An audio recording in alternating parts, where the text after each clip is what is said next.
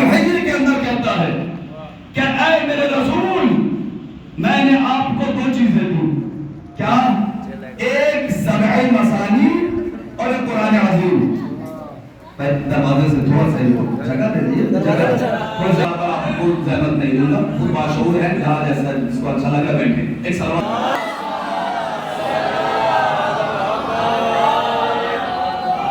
توجہ کیجیے، اے میرے رسول ہم نے آپ کو دو چیزیں دی ہیں، کیا کیا؟ ایک سبع مثانی اور قرآن عظیم۔ قرآن عظیم کی کوئی بحث نہیں ہے، اس لیے کہ سب کہتے ہیں کہ قرآن عظیم یعنی قرآن کریم، یہی وہ کتاب اس کو اللہ نے دیا۔ اور دوسری چیز سبع مثانی، اس پہ بحث ہے کہ سبع مثانی دیا، عربی میں سب کہتے ہیں سات کو، اور مثانی کہتے ہیں وہ چیز جس کو دہرائی گئی ہو۔ سبع مثانی یعنی سات جن کو دہرایا گیا۔ توجہ پورے مجمع کی، اے میرے حبیب میں نے آپ کو سات چیزیں دی جن کو دہرایا گیا، اور قرآن عظیم، قرآن عظیم نہیں یہی قرآن کلام پاک۔ اور سبع مثانی کیا ہے؟ اب مفسرین کے جھگڑے ہیں، کسی مفسرین کا گروہ یہ کہتا ہے کہ یہ سبع مثانی سے مراد قرآن مجید کا سورۃ الفاتحہ ہے۔ کیوں؟ اس لیے کہ اس میں 7 آیتیں ہیں، اور یہ سورہ ایک بار مکہ میں نازل ہوا، ایک بار مدینے میں نازل ہوا، تو یہ 7 آیتیں جو 2 جگہ نازل ہوئی ہیں، اس سے مراد سورۃ الحمد ہے۔ اچھا ٹھیک ہے، دوسرا گروہ اٹھا، اس نے کہا نہیں، اس سے مراد یہ نہیں ہے، اس سے مراد یہ ہے کہ سورۃ الحمد کے اندر جو الفاظ ہیں جن کو دہرایا گیا، مثلا سورۃ الحمد شروع ہے، ابھی میں نے فاتحہ کہا، آپ سب نے فاتحہ کی تلاوت کی، یعنی سورۃ الحمد کی تلاوت کی، کہاں سے شروع کیا؟ بسم اللہ الرحمن الرحیم الحمدللہ رب العالمین۔ ٹھیک ہے، اس لیے کہ بسم اللہ ہر سورے کا جز ہے، اور یہی وہ بسم اللہ ہے۔ اس کے اوپر بڑا جھگڑا ہے عالم اسلام میں کہ بسم اللہ، یہ بحث جب چھڑی کہ بسم اللہ کو نماز میں پڑھنی چاہیے یا نہیں، تو ہماری عقیدت میں تو یہ ہے کہ چاہے نماز آہستہ پڑھی جاتی ہو یا زور سے، یعنی چاہے ظہر عصر کی نماز ہو کہ مغرب عشاء کی یا صبح کی، بسم اللہ کو زور سے پڑھو، چاہے آہستہ پڑھی جانے والی ہو یا زور سے، لیکن بسم اللہ کو ہمیشہ زور سے پڑھنا ہے، یہی حکم ہے نا، یہ فقہ جعفریہ کا حکم ہے، لیکن دوسرے فقہ میں یہ نہیں ہے، تھا کبھی تھا۔ اسی لیے علامہ فخر الدین رازی نے، بلکہ تاریخ اس سے پہلے شروع ہوئی، جب حاکم شام میں یہ جو چاہا کرتا رہا، جب مدینے آیا اور مدینے میں اس نے نماز پڑھائی اور نماز میں بسم اللہ کو بول کر دیا، بسم اللہ کو غائب کیا، تو اب مدینے کے جو اصحاب تھے صحابہ کرام، انہوں نے نماز کے بعد پکڑ لیا، کہا انسیتا اور اسرفتا، تو بھول گیا تھا یا بسم اللہ کی چوری کی ہے؟ توجہ چاہتا ہوں، تو بھول گیا تھا یا بسم اللہ کی چوری کی ہے؟ لیکن حاکم شام مسکرا کے ٹال دیا، انداز سے یہ لگ رہا تھا کہ جان بوجھ کے یہ حرکت ہو رہی تھی۔ اس کا مطلب یہ ہے کہ بسم اللہ نماز کے ہر سورے سے پہلے پڑھا جاتا تھا، اور یہ جو حکم ہے کہ بسم اللہ کو زور سے پڑھا جائے تاکہ پتہ چلے کہ مسلمان بسم اللہ پڑھ رہے ہیں۔ لیکن دنیا میں کتنے مسلمان آپ کو ملیں گے کہ بسم اللہ کو بلند آواز سے نہیں پڑھتے بلکہ بسم اللہ کو حذف ہی کر دیتے ہیں۔ علامہ فخر الدین رازی نے جب تفسیر کبیر، جو ان کی سب سے بڑی تفسیر ہے، اس کے اندر انہوں نے لکھا کہ اے مسلمانوں، جب بھی نماز پڑھو تو بسم اللہ کو بلند آواز سے پڑھو۔ پبلک سمٹ گئی، اب پبلک کو دور کی بات علماء نے آگے پکڑ لیا، ان کے حلقوں میں بحث شروع ہو گئی کہ آپ کون ہوتے ہیں بھلا، ہم ایک زمانے سے نہیں پڑھتے ہیں، اور آپ نے یہ کہا بسم اللہ کو زور سے پڑھے، کیا اس لیے زور سے پڑھنا ہے؟ میں نے کتابوں میں ٹٹولا، سینکڑوں ہزاروں کتابیں پڑھی، مجھے یہ مل گیا کتابوں کے اندر، اب یہ ہمارے یہاں کا عالم نہیں ہے، تفسیر کبیر کے مؤلف اور مفسر علامہ فخر الدین رازی نے راضی ہو کر یہ جملہ لکھا کہ میں نے کتابوں میں پڑھا کہ جب بھی علی ابن ابی طالب نماز پڑھتے تھے تو بسم اللہ کو زور سے پڑھتے تھے۔ اے مسلمانوں، تم بھی بسم اللہ کو زور سے پڑھو۔ تو اب انہی کے علماء نے پوچھا ہمارا علی سے کیا تعلق ہے؟ علی پڑھتے تھے تو ہم کیوں پڑھے؟ ہمارا فقہ اور ہے، علی کو ہم مانتے ہیں لیکن ہمارا فقہ تو ویسے نہیں چلا، ہم پیشانی پر شکن آ گئے اور علامہ فخرالدین رازی نے جملہ لکھا، تاریخ جملہ، کہ تم یہ کہتے ہو کہ علی نے پڑھا تو ہم کیوں پڑھے؟ تو آپ فرماتے ہیں من اتخذ علیًا اماما لدینہ فقد استمسک بالعروۃ الوثقی لا انفصام لها۔ امام فخرالدین رازی اپنی قوم سے خطاب کرتے ہوئے فرماتے ہیں کہ تم یہ کہتے ہو کہ علی سے ہمارا کیا تعلق ہے؟ سنو، من اتخذ علیًا اماما لدینہ، جس نے اپنے دین میں علی کو اپنا امام نہ لیا، اس نے اللہ کی اس مضبوط رسی کو تھام لیا جس کے ٹوٹنے کا امکان نہیں ہے۔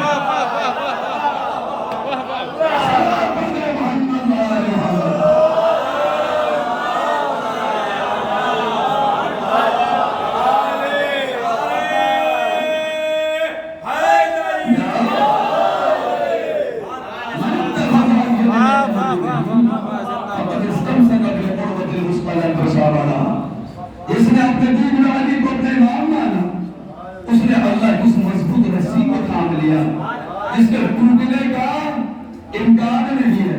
تو بسم اللہ اس کا مطلب کیا ہے؟ سورۃ الحمد کا حصہ ہے، ہر سورہ کا حصہ ہے۔ اب میں نے بات روکی تھی سبع مثانی پر۔ سبع مثانی سورۃ الحمد ایک گروہ نے کہا، دوسرے گروہ نے کہا سورۃ الحمد کے چند الفاظ ہیں، کہ وہ کیسے؟ کیا بسم اللہ پڑھیے، بسم اللہ الرحمن الرحیم، اس میں دو لفظ ہے الرحمن الرحیم۔ اب سورہ حمد کو شروع کیجئے، الحمدللہ رب العالمین، واہ واہ واہ واہ واہ، الرحمن واہ واہ الرحیم۔ کیا بسم اللہ میں کیا الرحمن الرحیم ہے؟ سورۃ الحمد کے اندر کیا الرحمن الرحیم ہے؟ یہ جو الفاظ ریپیٹ ہو رہے ہیں یہ سب مسانی ہے۔ اور آگے آ جائیے، الرحمن الرحیم مالک یوم الدین ایاک نعبد و ایاک نستعین۔ ایاک دو بار ہے، اہدنا الصراط المستقیم، صراط الذین انعمت علیہم، صراط کا دو بار ہے۔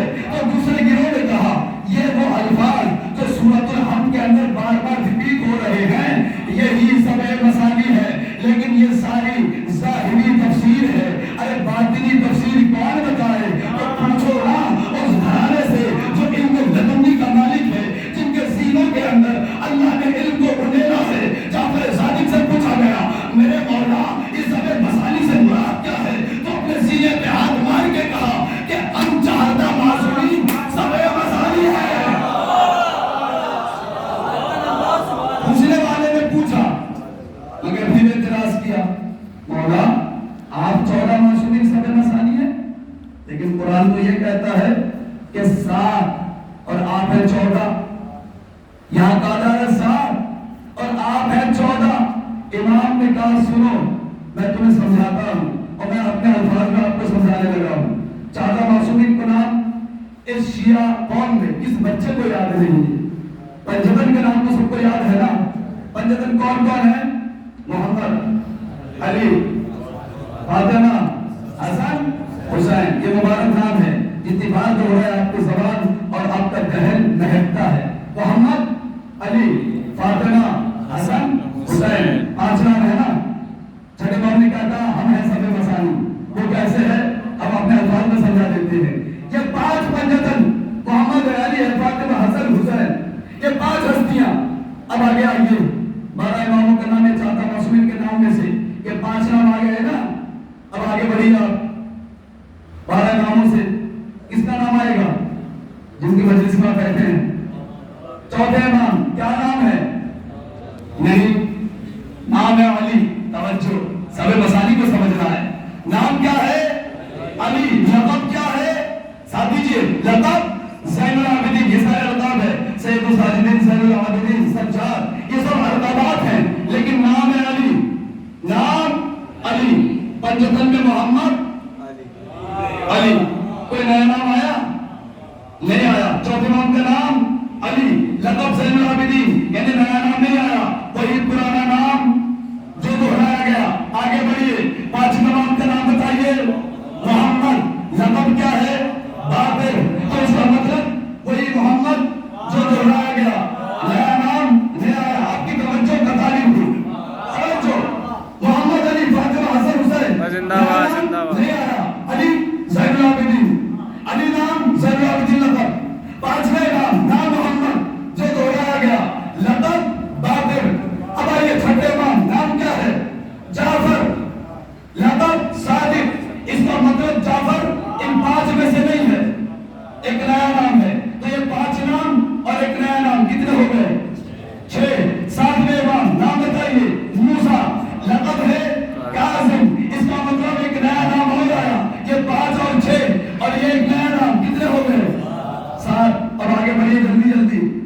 آٹھویں امام کا نام بتائیے علی، لقب ہے رضا، کوئی نیا نام نہیں آیا، وہی نام ہے جو دہرایا گیا. آگے بڑھیے. نویں امام محمد، لقب ہے تقی، وہی پرانا نام جو دہرایا گیا. واہ واہ واہ واہ واہ واہ واہ واہ واہ. علی نقی، نام ہے علی، لقب ہے نقی. اس کا مطلب نیا نام نہیں آیا، وہی نام دہرایا گیا. سبحان اللہ سبحان اللہ. حسن عسکری، نیا نام نہیں ہے، وہی حسن ہے جو دہرایا گیا. عسکری لقب ہے. اور آخر امام کا نام نام ہے محمد، جن کے بارے میں حضور اکرم نے خود بتایا تھا میرا آخری بیٹا وہ ہوگا جس کا نام بھی میرے نام پر، جس کی کلیت بھی میری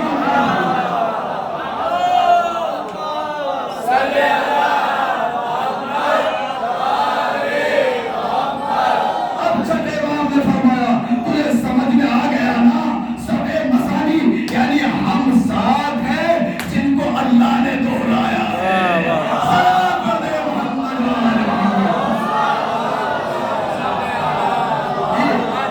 نعرے تکبیر، نعرے رسالت، نعرے حیدری، نعرے یہ ساتھ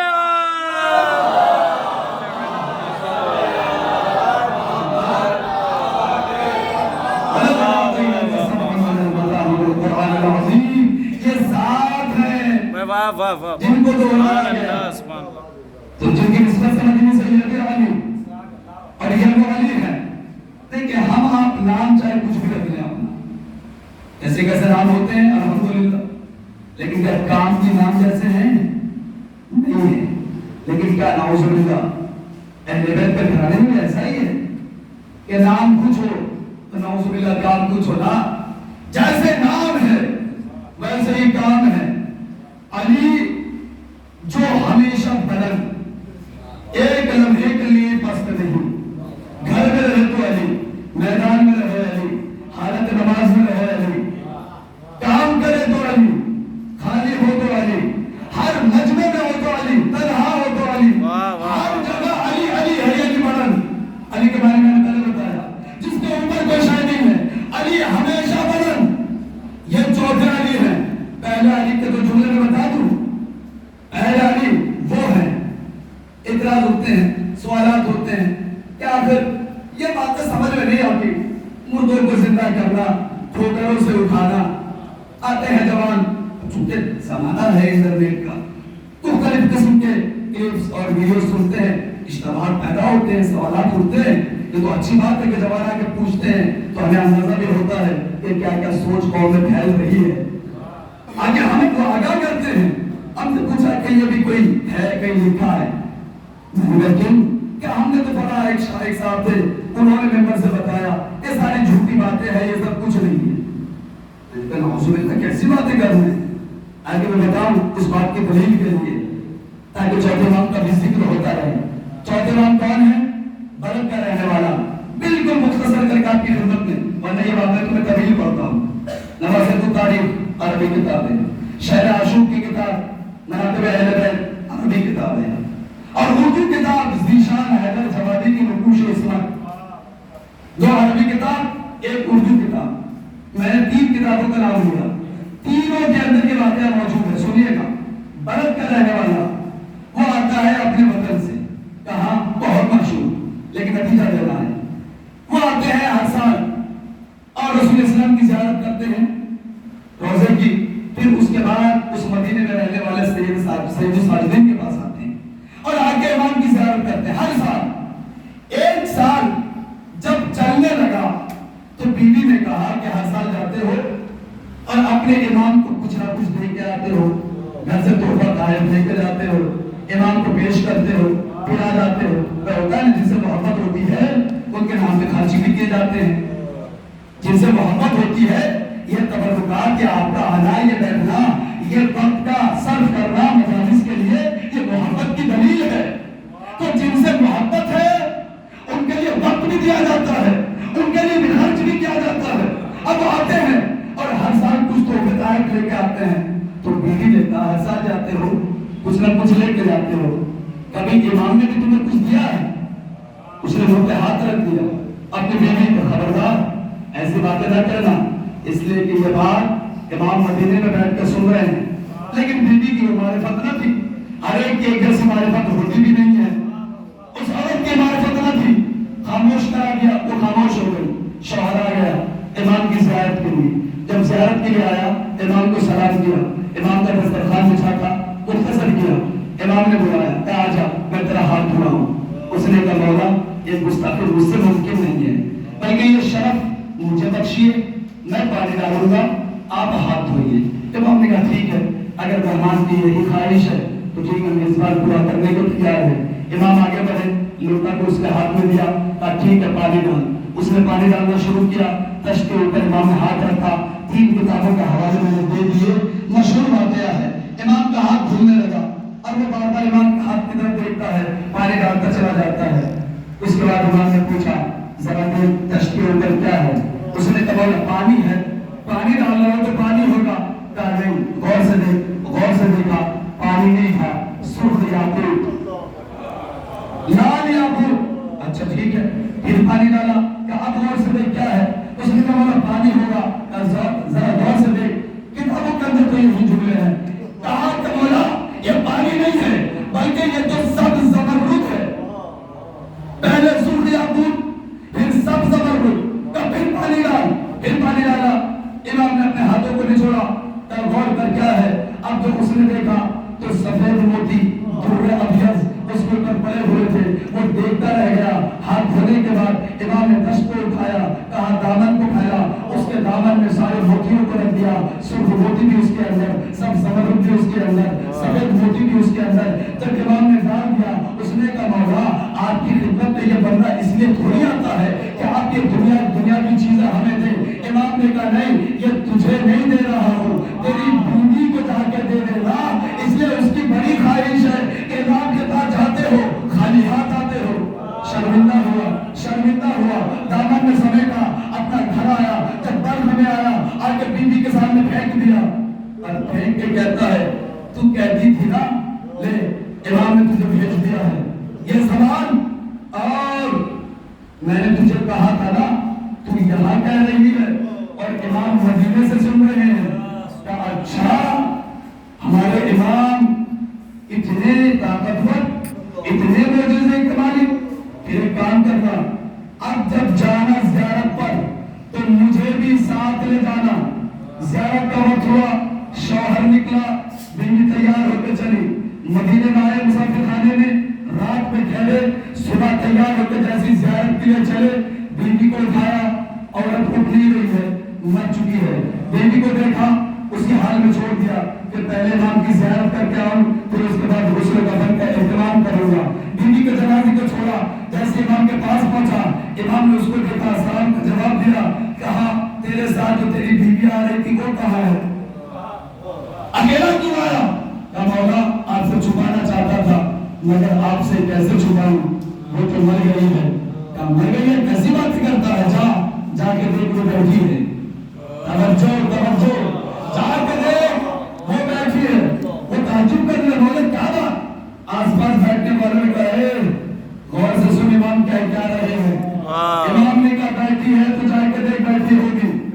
وہ اٹھا، حجرے میں آیا، مسافر خانے میں دیکھا بیوی بیٹھی ہے. ماجرا پوچھا، آخر دعا کیا تو مر گئی تھی؟ کہا ہاں میں مر گئی تھی. ملک الموت میری روح کو لے کے جانے لگے. ابھی راستے میں تھے، خود علامہ ذیشان حیدر جوادی جیسی شخصیت نے اپنی کتاب کے اندر اس معجزے کو نقل کیا. وہ کہتی ہے کہ میری روح لے کے ملک الموت جانے لگا.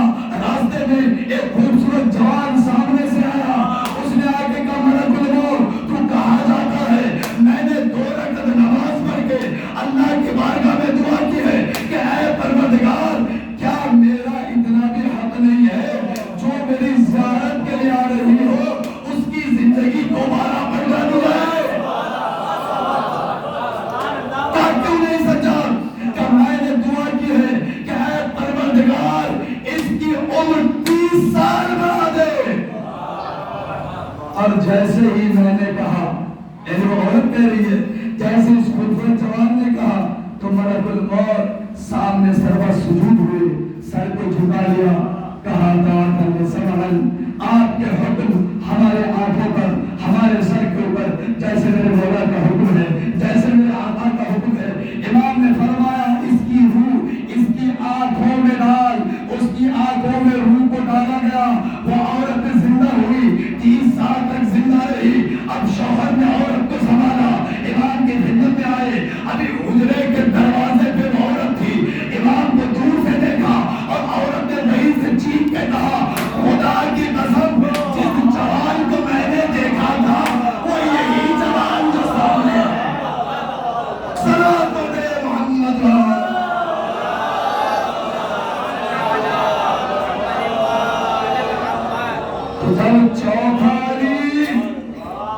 جب چوتھا علی مردے کو زندہ کر سکتا ہے تو کیا پہلا علی ٹھوکروں سے مردے کو زندہ نہیں کر سکتا؟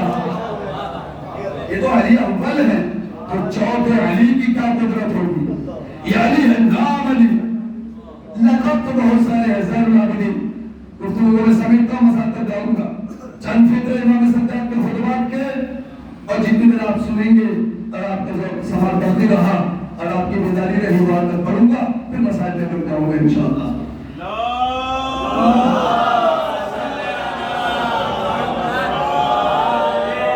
ایک بہترین صلوات پڑھ کے آخر کرتا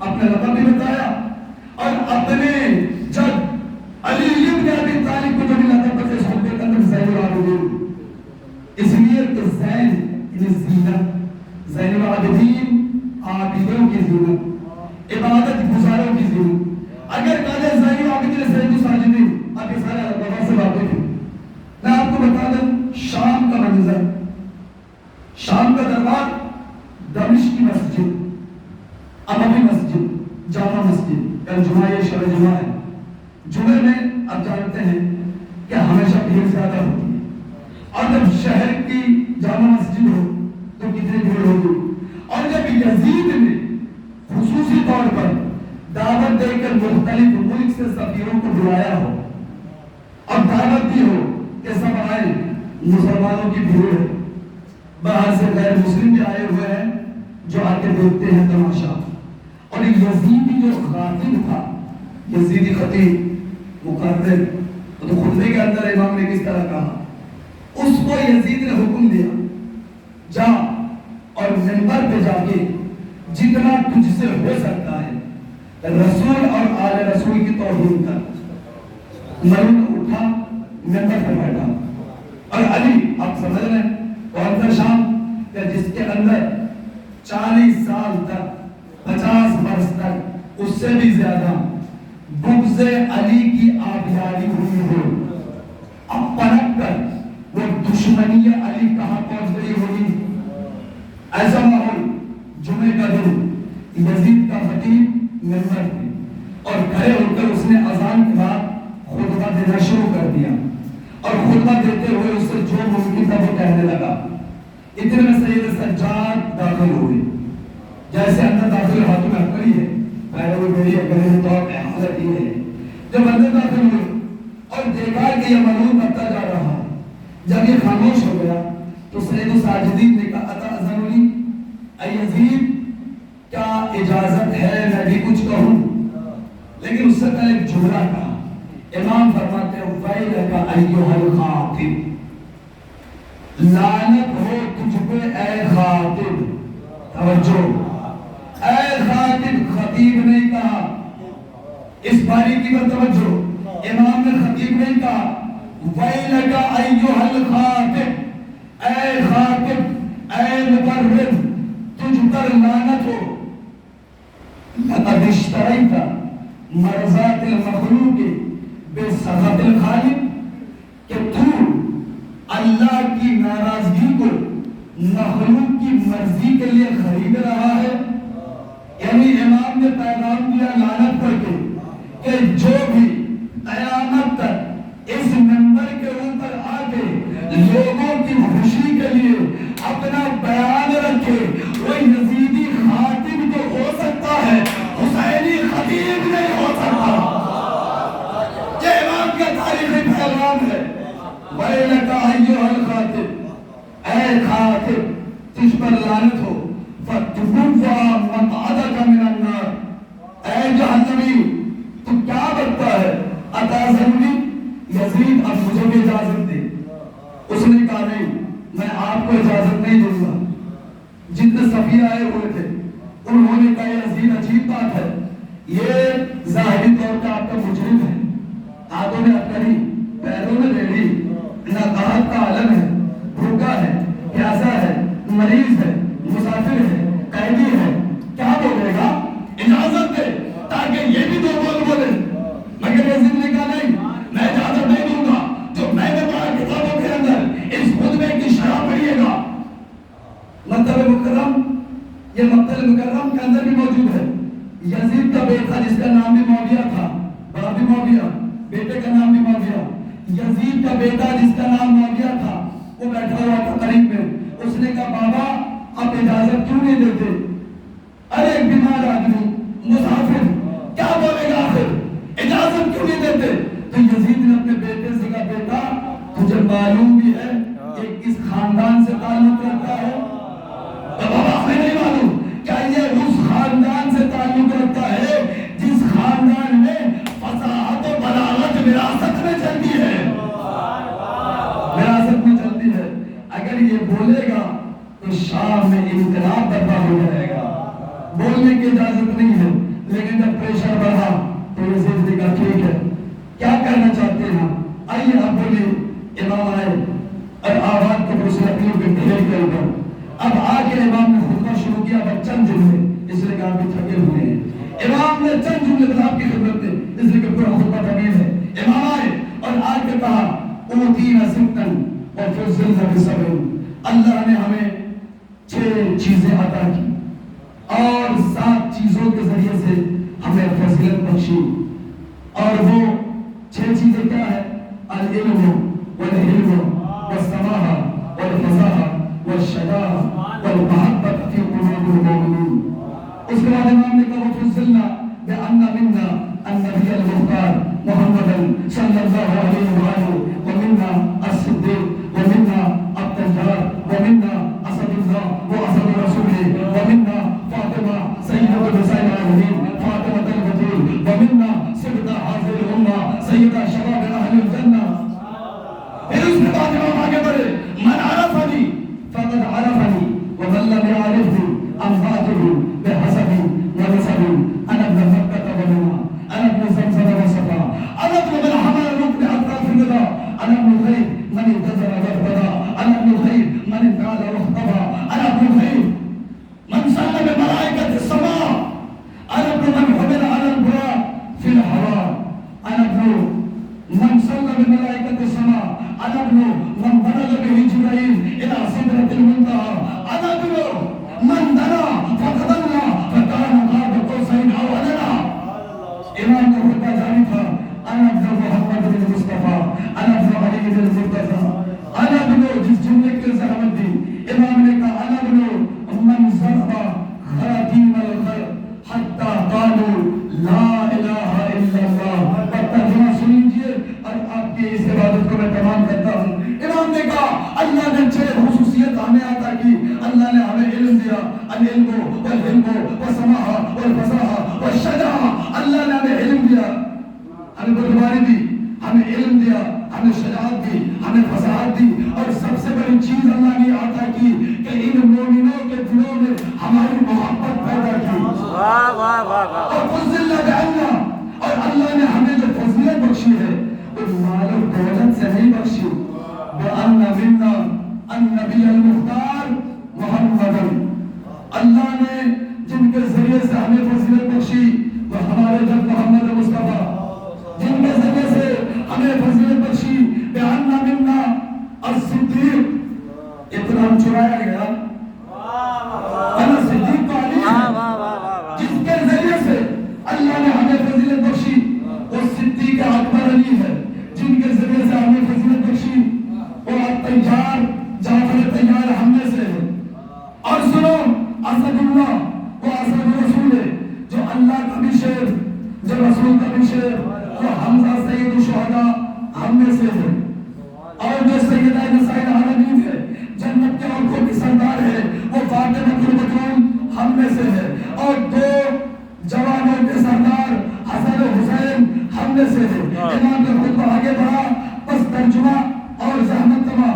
امام کہتے ہیں سنو، جس نے ہمیں پہچانا پہچان لیا، جو پہچان نہ سکے وہ سنے میں کون ہوں، میں زمزم کا بیٹا، میں صفا کا بیٹا، میں مکے کا بیٹا، میں مینا کا بیٹا۔ امام آگے بڑھتے چلے گئے، اس نقطے میں گفتگو کر سکتا تھا لیکن نہیں، امام آگے بڑھے اور اس کے بعد کہا سنو میں وہ ہوں کہ جس نے سدرۃ المنتہا تک کا سفر کیا، میں وہ ہوں جو اللہ کے قرب میں پہنچا، میں وہ ہوں جس نے فرشتوں کو نماز پڑھائی۔ یعنی امام کہنا چاہتے تھے سن اے یزید ابھی اذان ہو گئی، تیرا خطیب خطبہ دے رہا ہے، اب اس کے بعد نماز ہوگی، تو بھی نماز پڑھائے گا، لیکن سن ان جاہلوں کو نماز پڑھانا اور ہے، فرشتوں کو نماز پڑھانا یہ اہل بیت کا کام ہے۔ اہل بیت وہ ہے جو فرشتوں کی نماز پڑھاتے ہیں۔ اور پھر اس کے بعد آخری جملہ امام کہتے ہیں میں کون ہوں، من ضرب خاتم الخلق حتی قالوا لا الہ الا اللہ۔ اے یزید تو کون ہے اور میں کون ہوں؟ تو شجرہ خبیثہ کا نقطۂ آغاز اور میں شجرہ طیبہ کا ثمر۔ سن تو کون ہے اور میں کون ہوں؟ تو وہ ہے کہ جس کے بڑوں کی گردنوں پر میرے باپ داداؤں کی تلوار جب ناک تک پہنچی تو وہ ہاتھ کھڑے کر کے کہنے لگے لا الہ الا اللہ۔ آپ کلمہ پڑھوانے والے اور تم کلمہ پڑھنے والے، بھلا ہم سے تیرا کیا مقابلہ؟ شجرہ طیبہ سے شجرہ خبیثہ کا کیا مقابلہ؟ امام کا خطبہ جاری تھا، یزید ولی نے آواز دی یا ایھا المؤذن، یؤذن، مؤذن کہاں ہے؟ اذان کہو۔ بھائی اذان تو ہو چکی تھی، اذان ہو گئی تھی، لیکن اس کے باوجود یزید کہہ رہا ہے مؤذن آجا اذان دے۔ کیوں؟ اس لیے کہ کلام امام کو کاٹنا ہے۔ آیا اور مؤذن نے اذان شروع کر دی، امام کچھ نہیں بولے، اس نے کہا اللہ اکبر، امام نے کہا لا شیء، کوئی بھی چیز اللہ سے بڑی نہیں ہے۔ اس نے کہا اشہد ان لا الہ الا اللہ۔ امام نے کہا اے مؤذن تو صرف زبان سے کہہ رہا ہے کہ اللہ ایک ہے، میری زبان، میرا خون، میرا جگر، میرا بال، میرا پورا وجود گواہی دے رہا ہے کہ اللہ ایک ہے۔ مؤذن نے کہا اشہد ان محمد رسول اللہ۔ اب امام نے کہا مؤذن خدا کے واسطے تھوڑی دیر خاموش ہو جا۔ اب یہ غلط پیغام دیا جاتا ہے کہ اذان کی کوئی نعوذ باللہ اہمیت نہیں ہے، اور امام نے بھی اذان کو کہا کہ گفتگو کی نہیں۔ امام نے روکا، اس لیے روکا تھا تاکہ بتایا جا سکے کہ بتا تجھے جیت ملی یا ہم اہل بیت کو، یہ بتانا تھا۔ اذان کی توہین نہیں ہوئی۔ اگر کوئی خطیب بیٹھ کے کہہ رہا ہے کہ امام نے اذان کو توڑا، اس اذان کی کوئی اہمیت نہیں۔ اذان ہو چاہے کوئی بھی دے، اس کی اہمیت عظمت ہے، کتابوں میں پڑھیے تو پتہ چلے۔ اسی حکمے کے اندر ہے، جیسے امام نے کہا تھوڑی دیر رک جا، امام نے اذان کو تھوڑی دیر کے لیے روکا تاکہ بتایا جا سکے فتح تجھے ملی ہے یا ہمیں ملی ہے۔ جیسے کہا اشہد ان محمد رسول اللہ، تو امام مڑے اب یزید سے کہا کہ اے یزید بتا محمد جدی ام جد، محمد میرے جد ہے یا تیرے؟ اگر تو یزید نے تو کچھ بھی نہیں کہا، امام نے خود سے جواب دیا۔ امام نے کہا اگر تو کہے گا کہ تیرا جد ہے تو یہاں پورا مجمع جانتا ہے کہ تو جھوٹ بول رہا ہے، اور اگر تو یہ کہے گا کہ محمد آپ کے جد ہے تو بتا اگر محمد ہمارے نانا ہے تو اگر ہم اس محمد کے واسطے ہیں، ہمارا گھرانہ اس محمد کا گھرانہ ہے، تو اس محمد کی اولاد کو بدر کیوں گرایا؟ اس محمد کی اولاد کو تو نے کیوں ذبح کیا؟ کیوں گلیوں میں پھراتا رہا؟ کیوں اس محمد کی نواسیوں کے سروں سے رضاؤں کو چھینا؟ اجرکم اللہ۔ عزیزانو، امام کا خطبہ جاری تھا، لیکن اس خطبے کو کاٹا تو ایک اذان کے ذریعے سے کاٹا۔ اذان دی، تاکہ خطبے کو کاٹ دیا جائے، لیکن پھر امام نے اپنی گفتگو کی اور پھر مؤذن کو اشارہ کیا، اے مؤذن اپنی اذان کو تمام کر، اس لیے کہ میرا پیغام تو پہنچ گیا ہے۔ جو مجمع وہاں بیٹھا تھا امام کی یہ باتیں سن کر دہاڑے مار مار کے رونے لگا، صدائیں گریا کی بلند ہو گئی، آوازیں بلند ہو گئی، اور امام اس کے بعد مسائل کے جملے پڑھتے چلے گئے کہ ہم کون ہیں، ہم کس کی اولاد ہیں، ہم کس گھرانے سے تعلق رکھتے ہیں، یہاں تک کہ انقلاب برپا ہو گیا۔ دشمن آگے بڑھے اور کہنے لگے اے یزید ہم تو یہ سمجھ رہے تھے کہ یہ سارے باغی ہیں، لیکن اب سمجھ میں آیا کہ یہ تو محمد و آل محمد کے سے تعلق رکھتے ہیں، یہ تو مدینے کے اس گھرانے سے تعلق رکھتے ہیں جس گھر سے دین اسلام چلا، جنہوں نے ہمیں کلمہ سکھایا، جنہوں نے ہمیں حجاب کی تعلیم دی، جنہوں نے ہمیں پردہ سکھایا۔ عزیزانو، یہ سید الساجدین جن کو رونے کے لیے آپ بیٹھے ہیں اور شب تعبیر میں آپ کی خدمت میں آنے والا اور زیارت کریں گے، یہ غیرت سید الساجدین ہے۔ اس غیرت کا کیا کہنا، مگر امتحان سید الساجدین کا شام میں آ کے نہیں ہوا، بلکہ یہ روز عاشور سے ہی، کیونکہ شام غریبہ سے سید الساجدین کا امتحان شروع ہو گیا تھا۔ حضرت رسول نے جب خیمے میں آگ لگا دی گئی شام غریبہ میں، تو زینب کبریٰ دوڑتی ہوئی آئی، آ کے شانہ ہلایا، سید الساجدین میرے بیٹے سجاد ذرا اٹھ جا، ایک مسئلہ پوچھنا ہے۔ سید الساجدین نے غشی سے آنکھیں کھولی، اب پھوپھی اماں اب عالم غیر معلمہ ہے، آپ مجھ سے سوال کرتی ہے؟ کہا نہیں، اس وقت تو امام ہے، مگر تجھے میرے بھائی نے میرے حوالے کیا ہے۔ مسئلہ یہ ہے، اس رات کی تاریکی میں خیمے میں آگ لگا دی گئی، بس اتنا بتا کہ ہم خیمے میں رہ کے آگ میں جل کے مر جائیں یا باہر نکلے، اس لیے کہ ہمارے سروں سے ردائیں چھین لی گئی، باہر نکلنا ہے یا خیمے میں جل کے مر جانا ہے۔ سید الساجدین نے پھوپھی اماں کو دیکھا، پھر سے آنکھیں بند کر لی۔ اب یہاں علماء کہتے ہیں کہ علماء سے پوچھو نہ تھا کہ سید الساجدین نے آنکھیں کھول کے فوراً بند کیوں کی، تو علماء کہتے ہیں اس لیے کہ زین العابدین نے زندگی میں پہلی دفعہ اپنی پھوپھی کے کھلے سر کو دیکھا تھا۔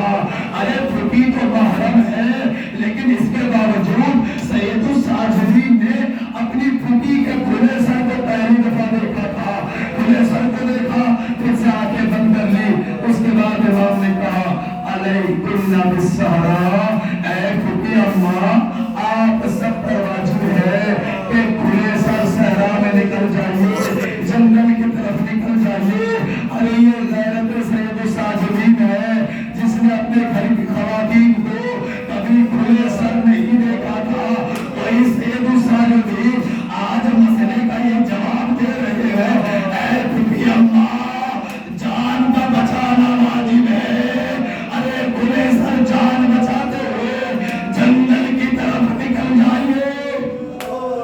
اگر اللہ بس زیادہ دیر تک آپ کو زحمت نہیں دینی ہے، چند جملے اور مثال ہو رہے ہیں، اگر کسا دیجئے اس مجمع میں اور اس اذان میں یقیناً اردو کی تسلیہ فاطمہ الزہرا بھی بشیر میں آئی ہوگی، وہ 4 سال کی بچی سکینہ جب مسئلہ ایک لفظ آپ کی خدمت کا عرض کرتا ہے، سید الساجدین کی غیرت، لیکن فتویٰ کیا دیا، مسئلہ کیا بتایا، کیونکہ اللہ علیکم بالصحرا، جان بچا لیجیے اور کھلے سر باہر نکل جائیے۔ مگر یہ سید الساجدین کہیں دربار کوفہ، کہیں دربار شام، کہیں بازار کوفہ، کہیں بازار شام، مسلسل سید الساجدین کا گزر ہے۔ مگر آزادارو ایک لمحہ وہ آیا جب سید الساجدین کو رہا مل گئی اور یہ قافلہ آنے لگا، تو ایسے صورت میں محمد حنفیہ کو خبر ملی، جب خبر ملی تو مدینے سے باہر چند افراد کو لے کے محمد حنفیہ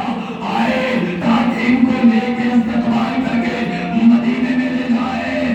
مگر محمد حنفیہ نے جس کو بھیجا کہا جا کے دیکھو اگر کوئی مرد جوان ہے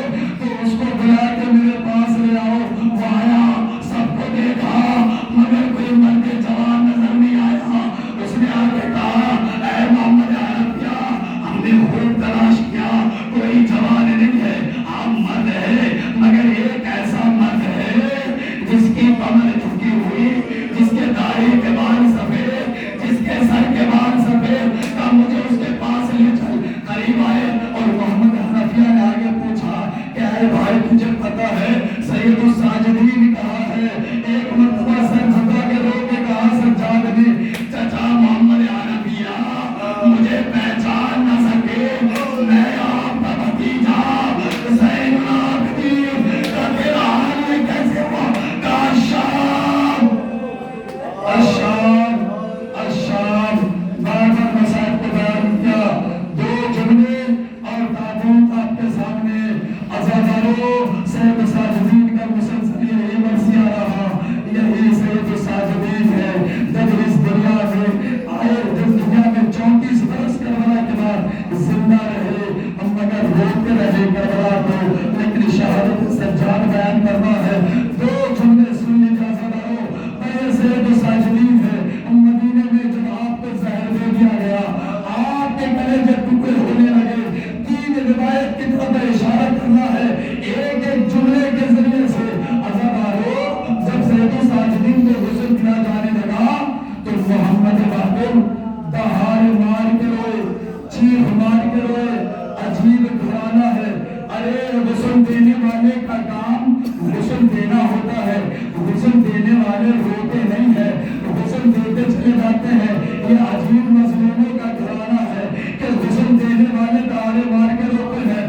اور میں آپ کو بتاؤں، ایک وہ جنازہ جب فاطمہ الزہرا اس دنیا سے چلی گئی، علی غسل دیتے ہوئے دہاڑے مار کے روئے۔ جب زینب نے پوچھا بابا آپ اتنے بڑے صابر ماں کو غسل دیتے ہوئے کیوں روئے؟ کیا زینب برداشت کر سکے گی جب تیری ماں کے کمر پر جب علی نے پانی ڈالا تو 95 دن کے بعد فاطمہ کے کمر پہ جو کوڑا لگا تھا اس کا زخم تازہ، 95 دن زخم تازہ۔